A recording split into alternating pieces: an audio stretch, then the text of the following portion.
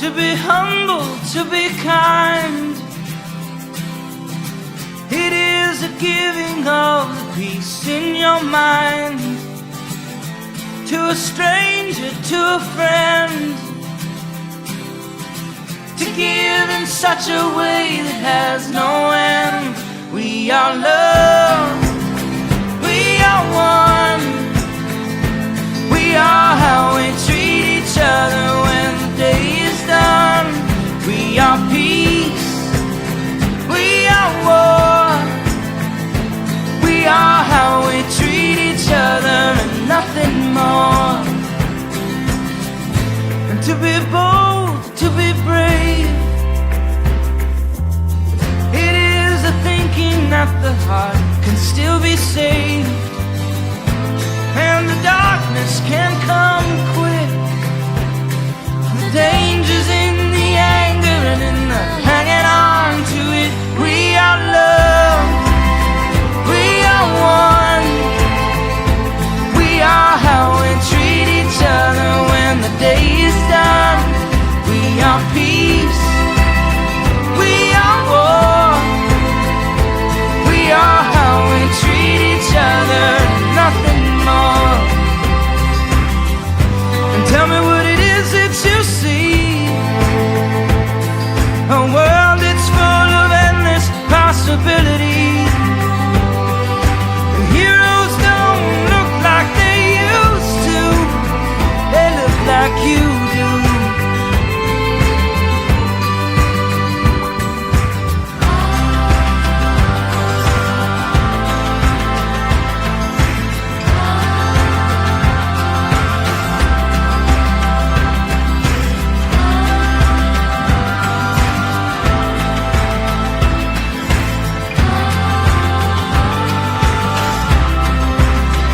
We are love, we are one, we are how we treat each other when the day is done. We are peace, we are war, we are how we treat each other, nothing more. We are how we treat each other, nothing more. We are how we treat each other.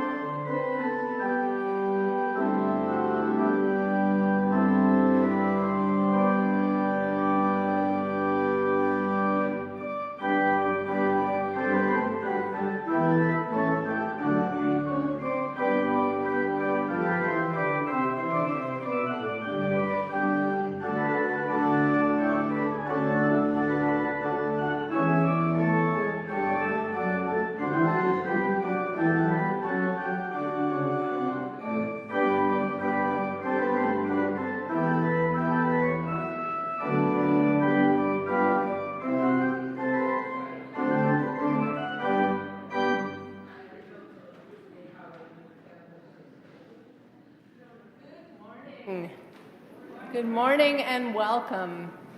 I'm Sue Magidson, one of your community ministers, and so glad to be with you this morning. Today's service is on prayer, what it is, what it isn't, what it might be, and why you might want to try it, all from a UU perspective. I'll be sharing my own experiences with prayer, hoping that they may help you to reflect on your own or spark something you'd like to try. To begin our service and to center us, I offer these words from Rabbi Abraham Heschel. He writes, "Prayer cannot bring water to parched land, nor mend a broken bridge, nor rebuild a ruined city. But prayer can water an arid soul, mend a broken heart, and rebuild a weakened will."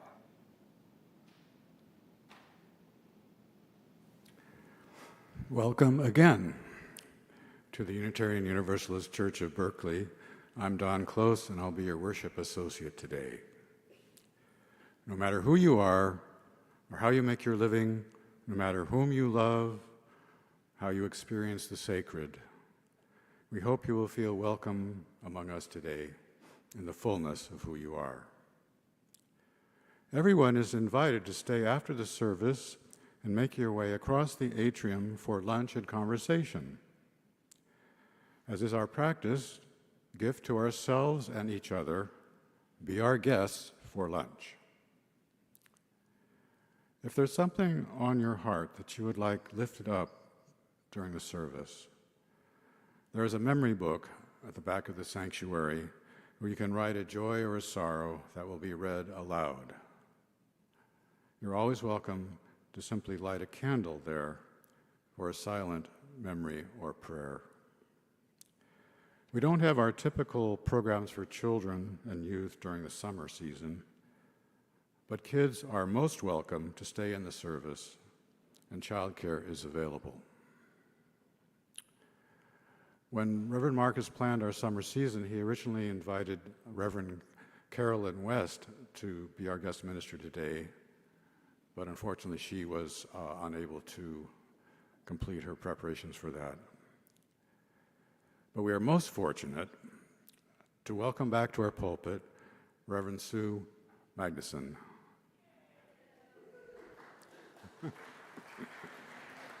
Reverend Sue is an ordained UU minister whose primary ministry is in hospital chaplaincy. She is also a community minister affiliated with UUCB. She grew up in a prayerless UU congregation and has been exploring prayer from a UU perspective ever since.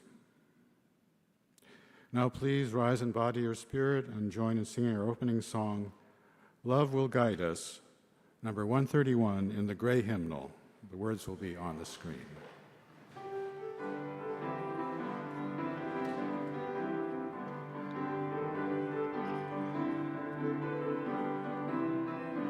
Love will guide us, peace has tried us, hope inside us will lead the way on the road from greed to giving.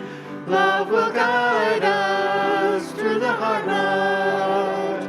If you cannot sing like angels, if you cannot speak before thousands, you can give from deep within you. You can change the world with your love. Love will guide us, peace has tried us, hope inside us will lead the way on the road from greed to giving. Love will guide us through the hard night.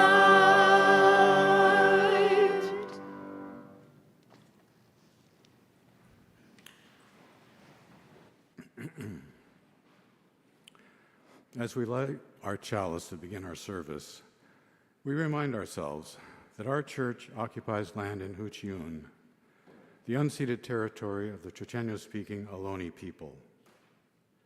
May we have the humility and courage to do our part to restore what has been broken, and the wisdom to live into a new solidarity with indigenous communities and the earth.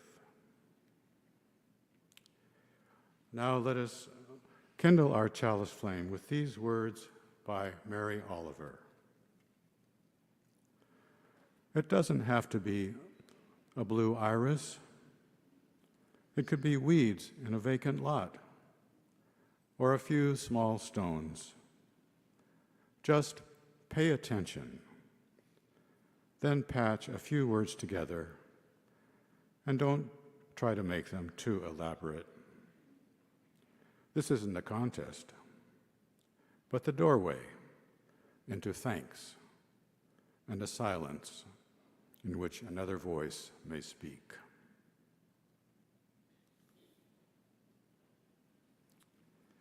Now would you join me in saying our covenant? Love guides this church. The quest for truth and justice is its common purpose. To give thanks, listen deeply, speak with care, honor our differences, and seek and grant forgiveness. These things we covenant with one another.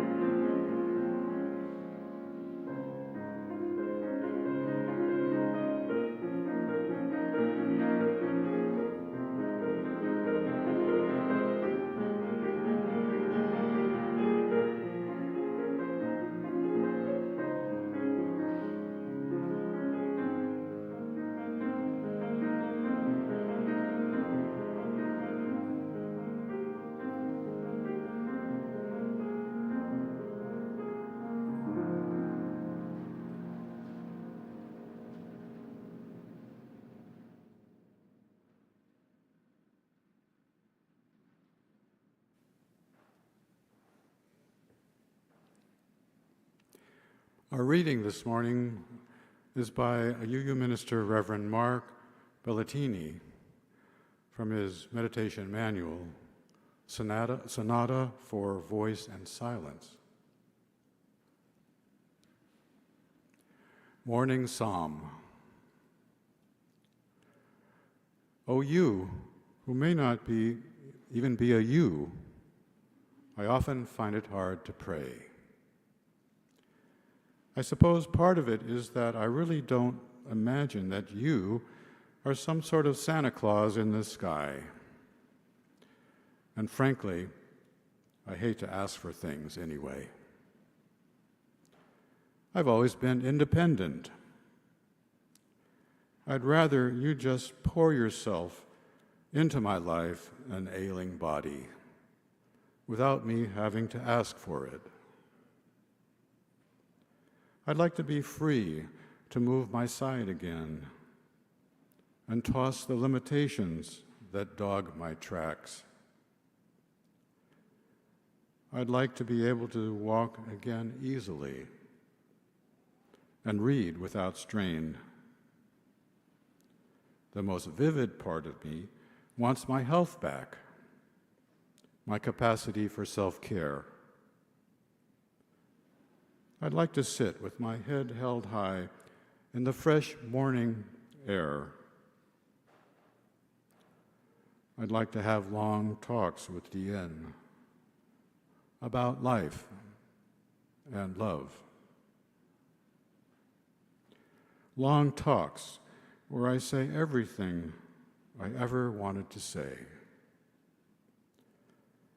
But I just don't know for sure how this prayer might work to help me in this regard, or even if it works in any ordinary sense of the word. I have had enough disappointments in my life to want to face any more. So you'll understand if I am a bit hesitant around prayer. But I guess it's worth the price of admission just to be able to say clearly what I want. So with that, I'll sign off for now and get on with the day ahead of me.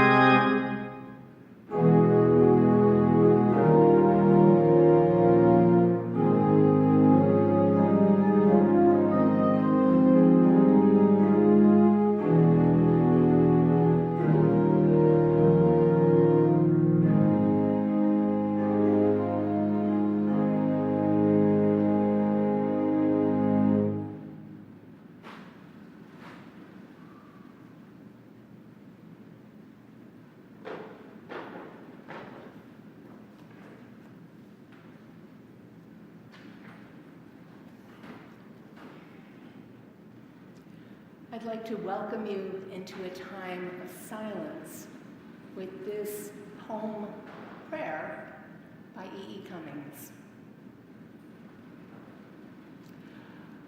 I thank you, God, for most this amazing day, for the leaping greenly spirits of trees and the blue, true dream of sky, and for everything which is natural which is infinite, which is yes. I, who have died, am alive again today. And this is the Son's birthday. This is the birthday of life and of love and wings and of the gay, great, happening, illimitably earth. How should tasting, touching, hearing, seeing, breathing, any lifted from the no of all, nothing, human, merely being, doubt unimaginable you? Now the ears of my ears awake, and now the eyes of my eyes are open.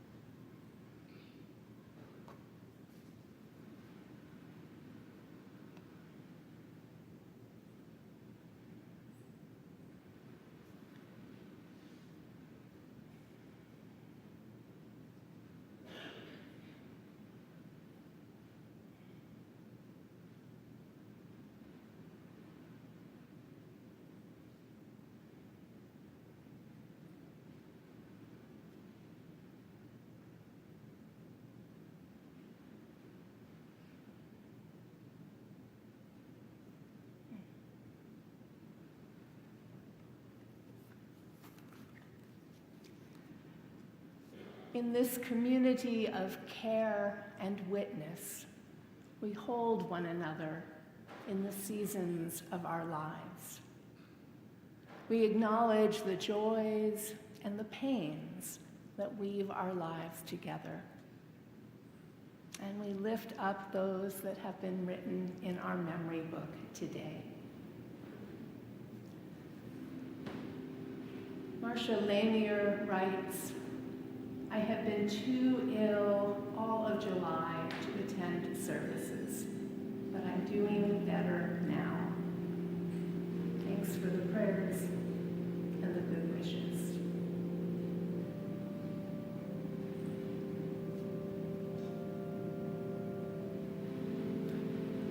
And someone writes, good wishes and prayers for Kevin Fisher Paulson.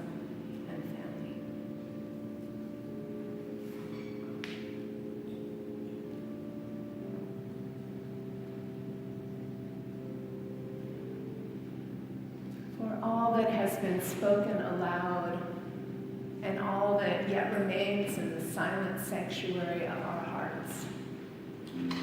May we know that what is held by each of us here is held in the larger loving embrace of our community and by a greater love that holds us all.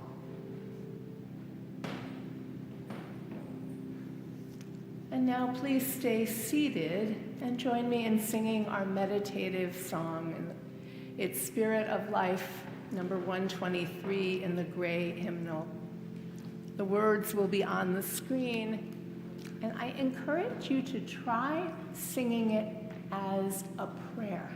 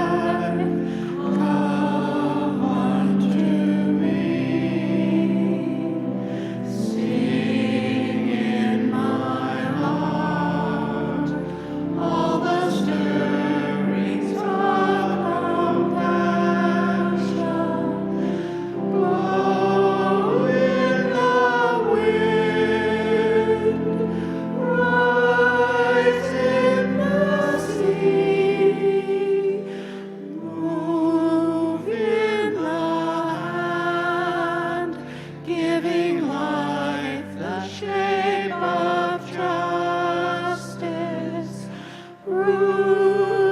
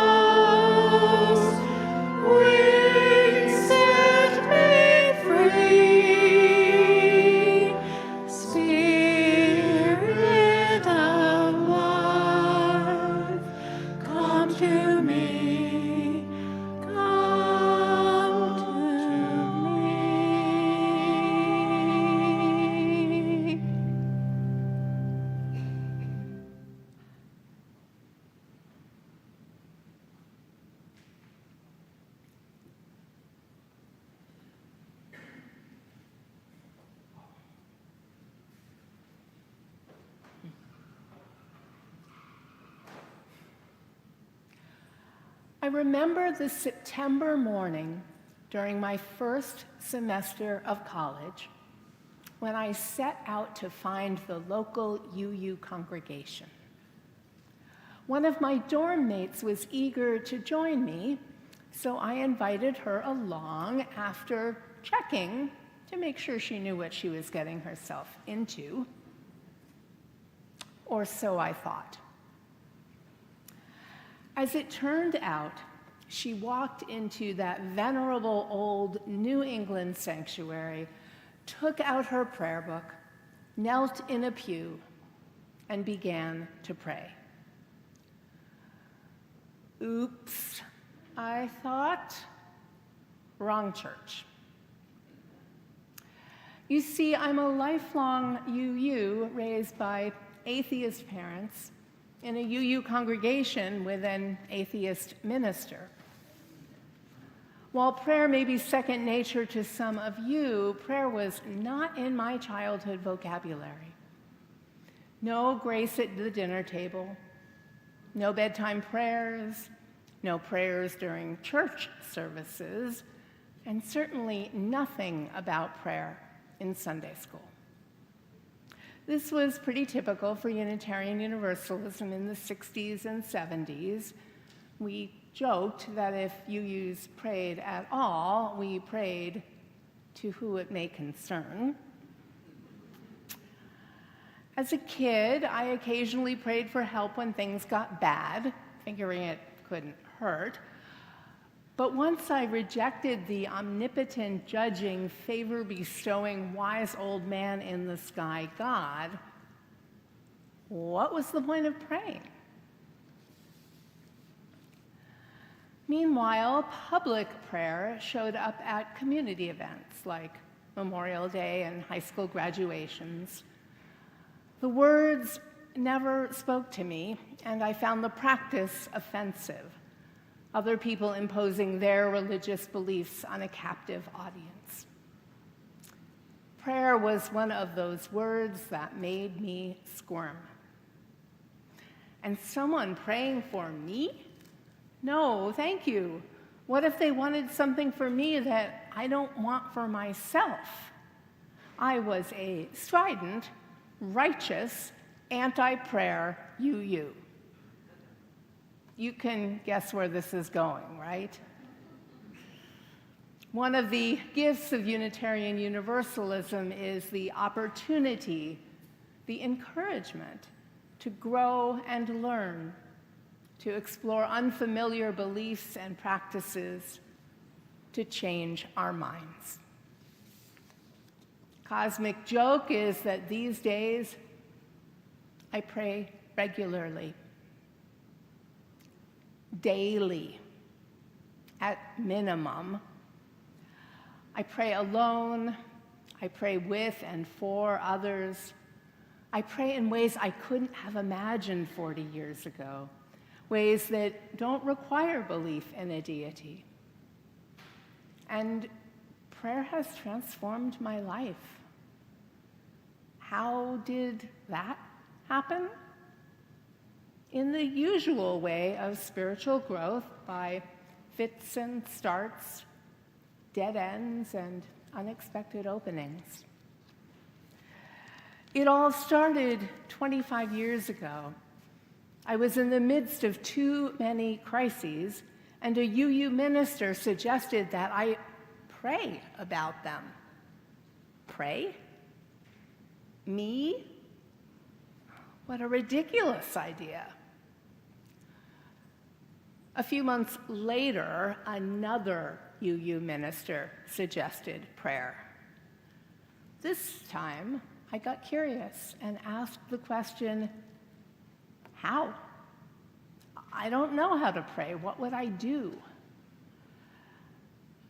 You can probably guess the answer. Almost any other religion would at least have some recommendations for this fundamental spiritual practice. And now we do. The UU response back then, I can't tell you what to do. You have to find your own way.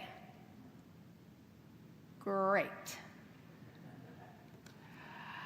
As if the how-tos weren't enough, my brain kicked in asking, and who would I be praying to?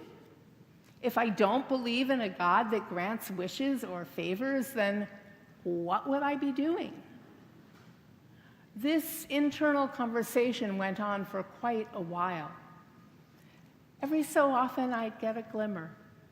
I'd sing a song that felt like a prayer, or dance what felt like a prayer, or paint what felt like a prayer. But these instances were few and far between, and didn't quite seem like what my ministers were recommending.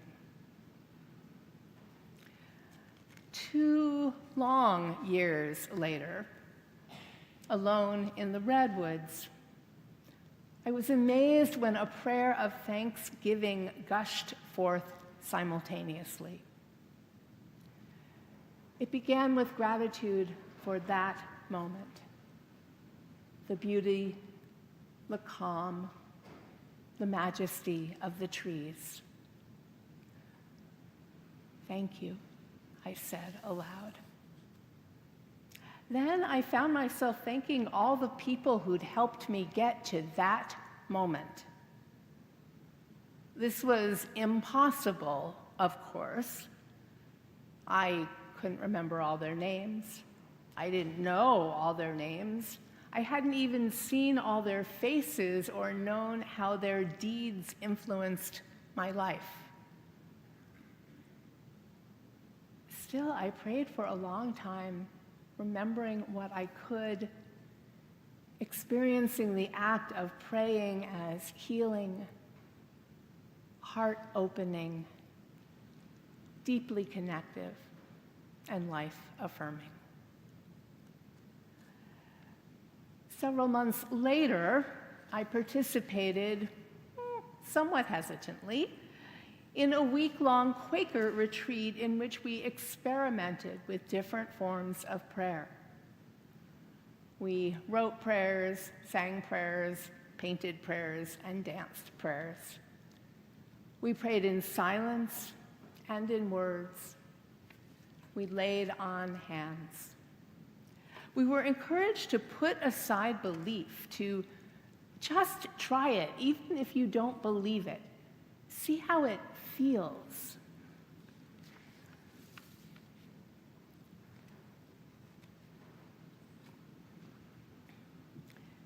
Six months after that, something shifted in me, and it became clear that I needed to start a daily prayer practice, even if I didn't know how. So I sat down, took some deep breaths, and said aloud something like this: I really don't know what I'm doing, but I know I need to do this. And little by little, a fledgling prayer practice emerged. At first, I tried praying, I thank you, God, for most this amazing day. The words you heard earlier.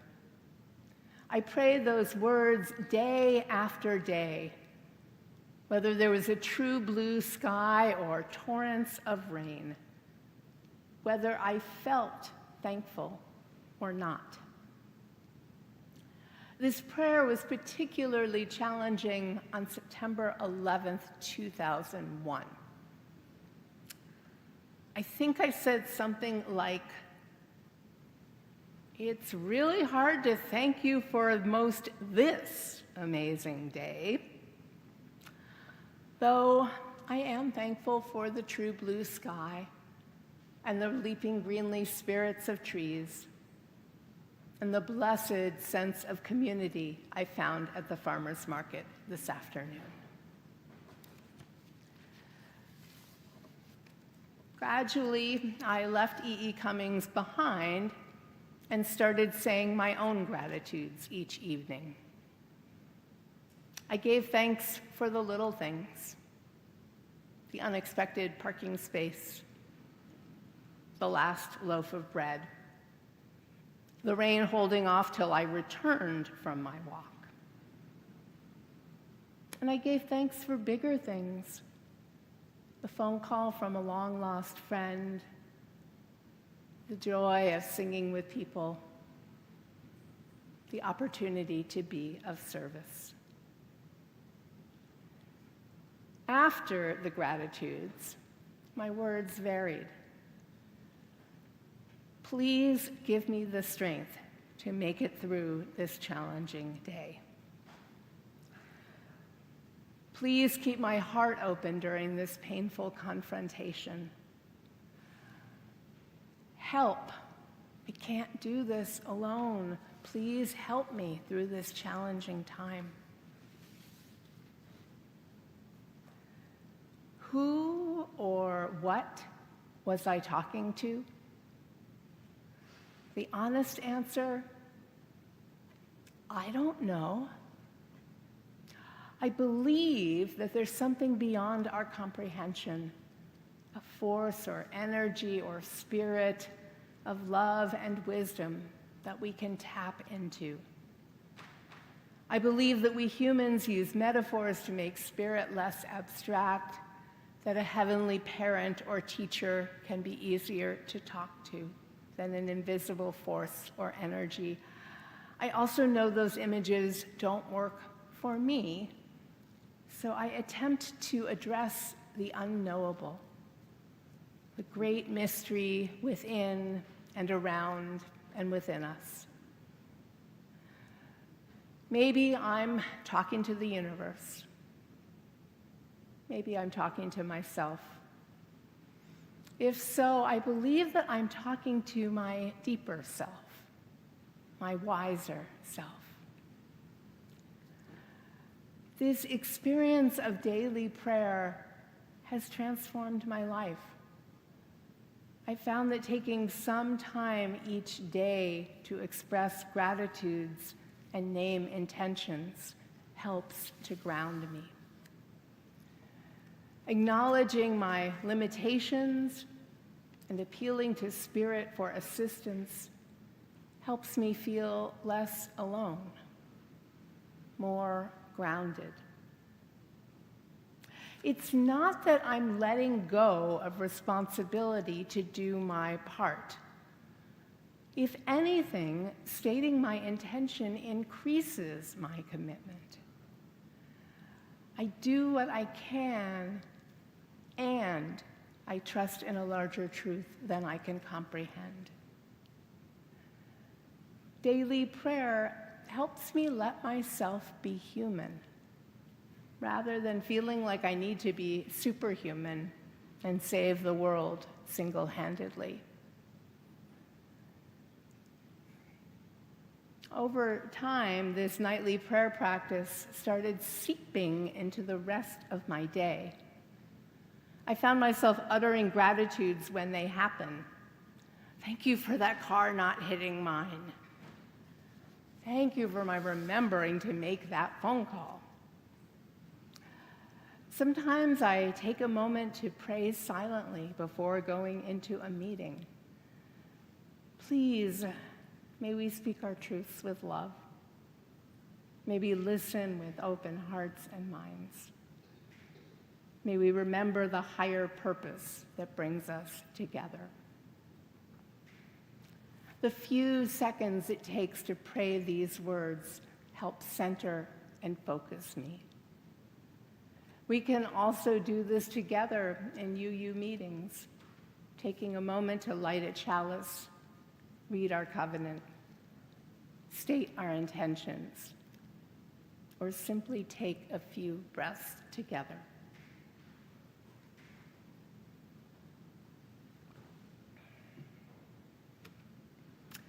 When I became a hospital chaplain, my prayer practice expanded again. Every morning I pray, may I be what's needed. May I be of service. May I be a blessing.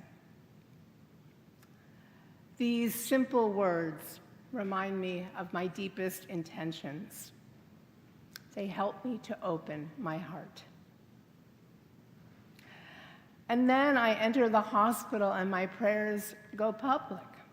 I'm the chaplain, after all, and folks from praying religions, or folks who simply believe in the power of a chaplain's prayer, expect me to pray with them. This has been the most challenging aspect of my chaplaincy. I want to be of service, and I want to pray with integrity, despite theological differences. I also don't want to set God up for failure by praying for an outcome that seems medically improbable. When I started chaplainting, I tried to get the patients and families to do the talking. Not only did this get me off the hook, I learned a lot. I was astonished at how often someone whose life was falling apart offered prayers of gratitude rather than petition.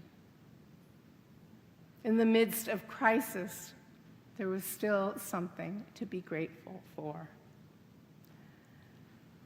I was touched when patients prayed for doctors and nurses, for the other patients in the hospital. I was humbled when they prayed for me.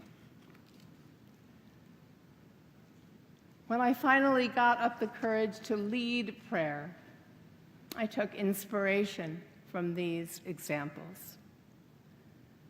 I usually began with gratitude for our lives, for our time together, for all that had gone well.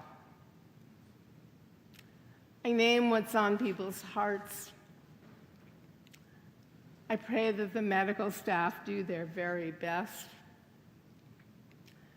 that patients and families feel held in love, that they find what they need, be it strength, courage, clarity, or something else.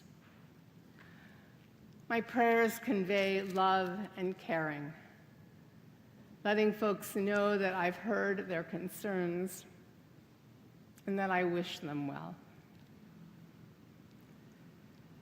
I've grown to cherish these moments of creating sacred space in a hospital room simply by joining hands, closing our eyes, slowing down, and speaking our hopes and fears. I've learned that praying together can be intimate and connective.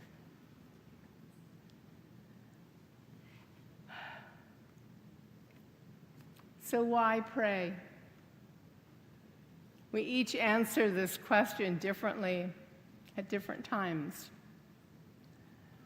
Some folks pray with the hope or expectation that their prayers will be answered in a specific way.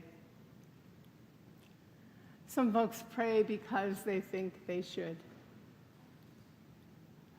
Some folks pray because they have to, because prayers come unbidden from their hearts. And some folks pray hoping their prayers will make a difference somehow. Me, I pray because prayer enriches my life. I pray to focus on life's blessings. I pray to speak aloud my deepest yearnings and intentions. I pray to acknowledge what I can't do alone.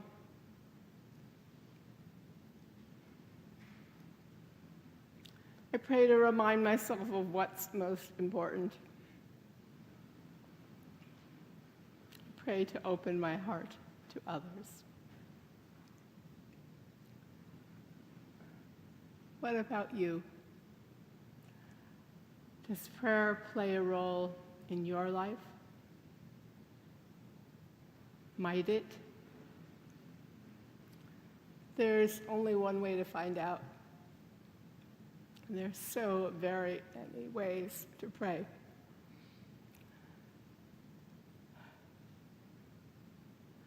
I leave you with the words of UU minister Eric Walker Wickstrom. His book, Simply Pray, is his attempt to persuade UUs to get out of our heads. Stop reading, stop analyzing, and give prayer a try. Wickstrom writes, if you long to connect with the sacred, simply pray. Pray without any preconceived notions of what you're doing and why. Simply do it and see what happens. And I would add, if you're feeling awkward and uncertain about praying, humor helps. To whom it may concern isn't a bad starting point.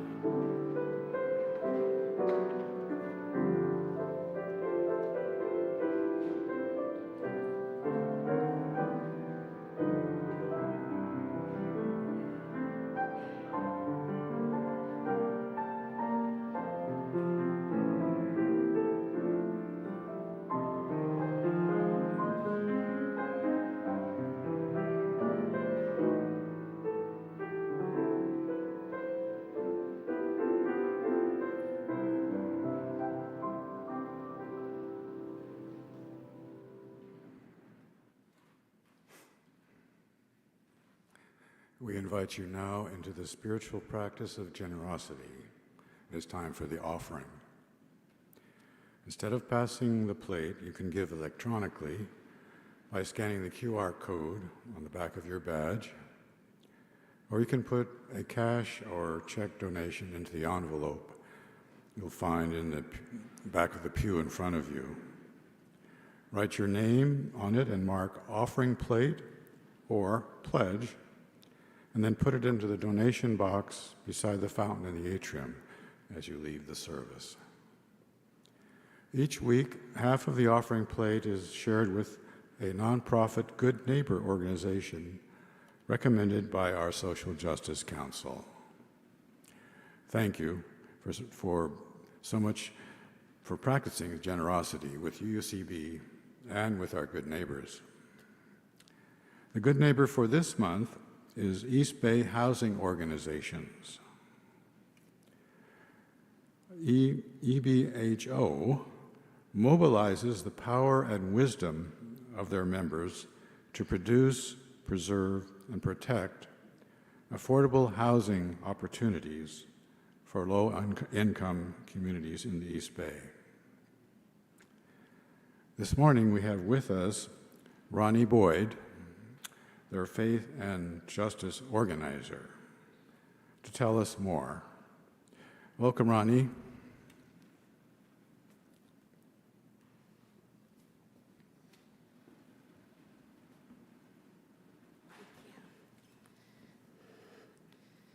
Good morning. That was a beautiful sermon. Thank you so much.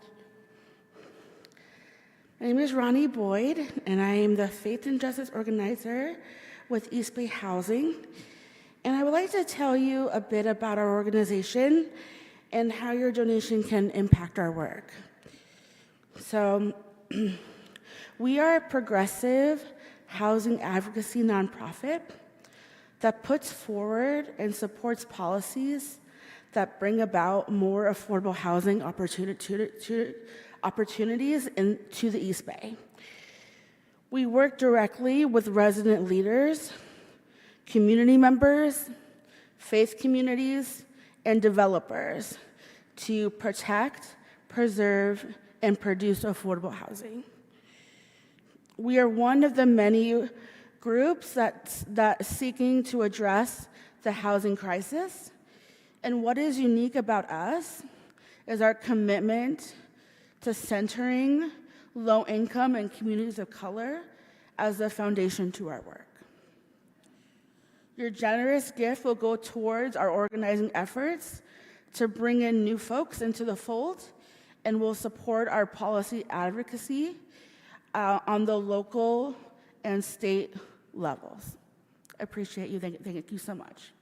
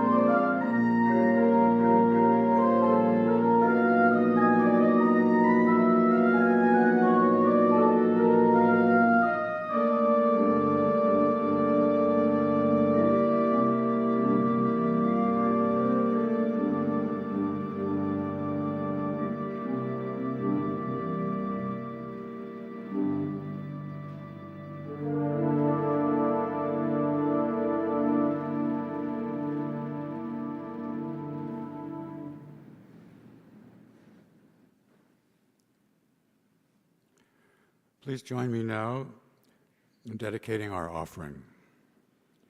We dedicate our offering and ourselves to the mission of this congregation, to create loving community, inspire spiritual growth, and encourage lives of integrity, joy, and service.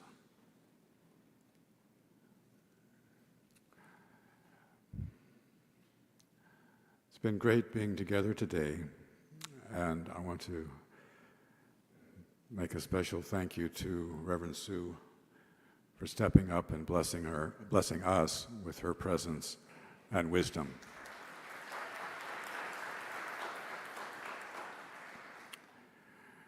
And I want to remind you that you can find out about our church activities and other information by checking the email newsletter the week ahead on the website. I have 4 announcements today. First, the Social Justice Council is conducting a fundraiser from July 29th through August 14th. It's the annual Congrats to Grads program to support our UCB youth who have graduated high school and are going on to their next adventures. Please check out the website for information there. Second, UUCB's second annual upscale rummage sale is going to happen on August 31st, 11 a.m. to 3 p.m. That's a Saturday. And they tell me this event is perfect for anyone who considers themselves a treasure hunter, vintage lover, and earth defender.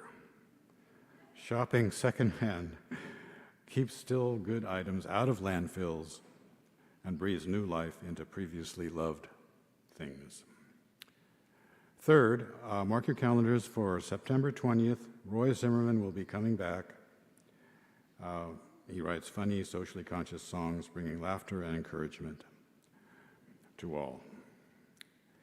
And finally, the Chalice Circle will have an open house and informational session on Sunday, August 25th, 12:30 to 2.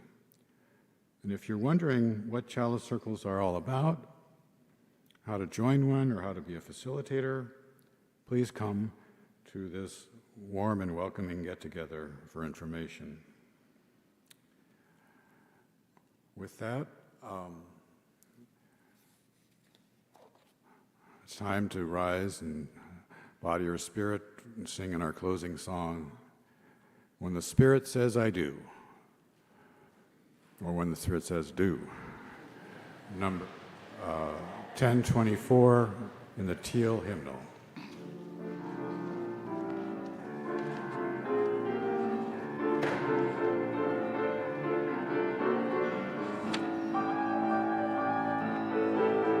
You gotta do when the Spirit says do. You gotta do when the Spirit says do. When the Spirit says do, you gotta do it, oh Lord. You gotta do when the Spirit says do. Spirit says do. Spirit says do. Spirit says do. Spirit says do. Spirit says do. Spirit says do. You gotta sing when the Spirit says sing. You gotta sing when the Spirit says sing. When the Spirit says sing, you gotta sing it, oh Lord. You gotta sing when the Spirit says sing. Spirit says sing. Spirit says sing. Spirit says sing. Spirit says sing. Spirit says sing. Spirit says sing. You gotta dance when the Spirit says dance. You gotta dance when the Spirit says dance. When the Spirit says dance, you gotta dance. Oh Lord, you gotta dance when the Spirit says dance. Spirit says dance. Spirit says dance. Spirit says dance. Spirit says dance. Spirit says dance. Spirit says dance. You gotta pray when the Spirit says pray. You gotta pray when the Spirit says pray. When the Spirit says pray, you gotta pray. Oh Lord, you gotta pray when the Spirit says pray.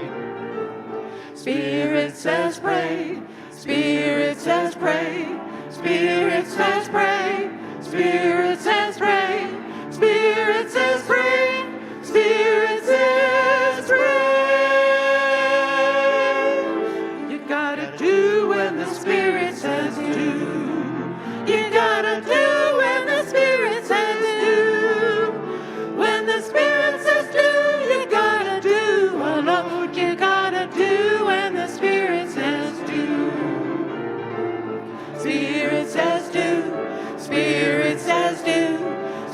Spirit says do, Spirit says do, Spirit says do, Spirit says do,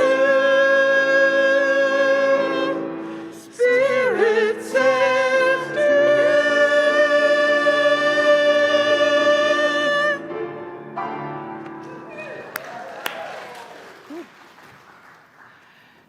In this congregation, some of us like to connect physically for the benediction. So check in with your neighbors about whether you'd like to hold hands or touch a shoulder or hold your hand up in the air to connect us to folks beyond these walls.